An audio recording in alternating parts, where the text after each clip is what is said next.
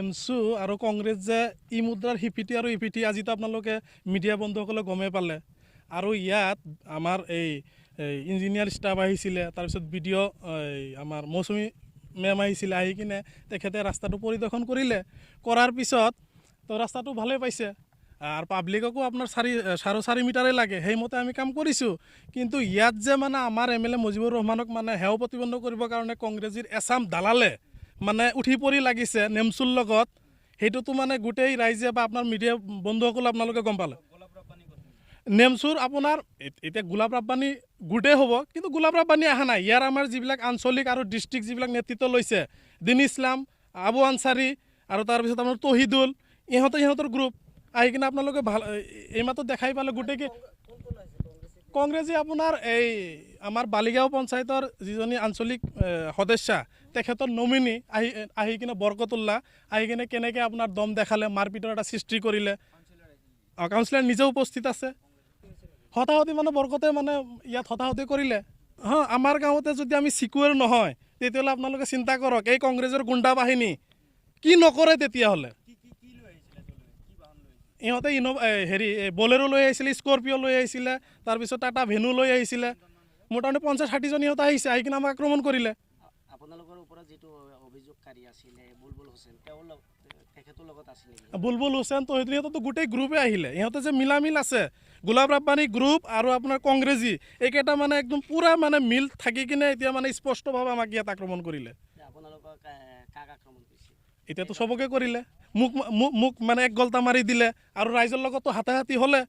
মই হেমন্ত বিশ্ব শৰ্মা ডাঙৰীয়াক মই অনুৰোধ জনাওঁ এইকেইটা মানে কালপ্ৰিট কংগ্ৰেছী কেইটা কংগ্ৰেছীৰ গুণ্ডা বাহিনী কেইটাক দমন কৰিবৰ কাৰণে তেখেতক মই বিনম্ৰভাৱে মানে অনুৰোধ জনাওঁ আৰু আমাৰ দৰং জিলাৰ মানে DC মহোদয়কো মই অনুৰোধ জনাওঁ এই কালপ্ৰিট কেইটাক নাকি লগাবৰ কাৰণে আপুনি অলপ মানে আমাৰ ৰাইজৰ হৈ কিনে কিবা কৰক নেমচুটো মানে আমাৰ তাত চাওক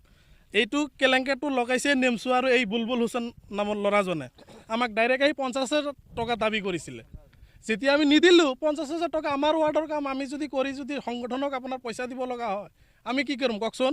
এই বিলটো আমি পাম 2 বছৰ পিছত নিজৰ পইচা মানে পকেটৰ পইচাৰে আমি কাম কৰি আছোঁ ৰাইজেতো দেখিয়ে আছে ডেফিনেটলি চলিব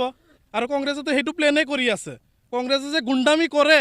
এইটো আপোনালোকে আজি নিজ চকুৰে আপোনালোকে মিডিয়া বন্ধুসকলে গমেই পালে ইয়াত আৰু মই ক'ব লাগে চাওকচোন কিমান ৰাইজ আছে ইয়াত ৰাইজেও ক'ব একমাত্ৰ আমাৰ বিধায়ক মুজিবুৰ ৰহমান ডাঙৰ চাহাবক মানে কেনেকৈ বদনাম কৰা যায় আৰু ইহঁতৰ কামে আৰু ইহঁতৰ এজেণ্ডাই এইটো তেখেতক বদনাম কৰাটো উন্নয়ন নিবিচাৰে মুজিবুৰ ৰহমান ডাঙৰীয়া নেতৃত্বত আজি 4.5 বছৰত যিমানখিনি দলগাঁও সমষ্টিত কাম হৈছে বিগত 70 বছৰতো হোৱা নাই ইহঁতৰ এইবিলাকে প্লেনিং মানে কেনেকৈ কাজিয়া কৰি কেনেকৈ মানে আমাৰ বিধায়কক মানে আক্ৰমণ কৰিব পাৰি বেয়া ক'ব পাৰি সেইটোৱে ইহঁতৰ এজেণ্ডা এতিয়া কামখিনিতো ইহঁতৰ মতেতো আমি বোলে ডুপ্লিকেটিং কৰিছোঁ কিন্তু ডিপাৰ্টমেণ্টেল মানুহ আহি কিনেতো চালে ভাল কাম হৈছে ইহঁতে কৈছে যে এষ্টিমেট লাগে এষ্টিমেটত আছে আপোনাৰ 3 মিটাৰ আমাৰ পাব্লিক ডিমাণ্ড অনুযায়ী আমি 4.5 মিটাৰ কৰিছোঁ 1.5 গুণ বেছি কৰিলোঁ আকৌ ইহঁতক কৈছে 4.5 মিটাৰ নালাগে 3 মিটাৰ লাগে ইহঁতৰ মানে বিভিন্ন মন্তব্য লাষ্টত আমাৰ মৌচুমী বাইদেৱে কৈ গ'লে ঠিক আছে কাম ধুনীয়া হৈছে আৰু কাম যিখিনি মই তত্ত্বাৱধান কৰিব লাগে মই নিজে কৰিম আপুনি সত্যবাদে আপুনি আপোনাৰ কাম বন্ধ ৰাখক সেইমতে আমিতো গভৰ্ণমেণ্টৰ ইনষ্ট্ৰাকশ্যন মতে আমি কাম কৰিব লাগিব গভৰ্ণমেণ্টৰ ওপৰতো আমি যাব নোৱাৰোঁ সেইখিনি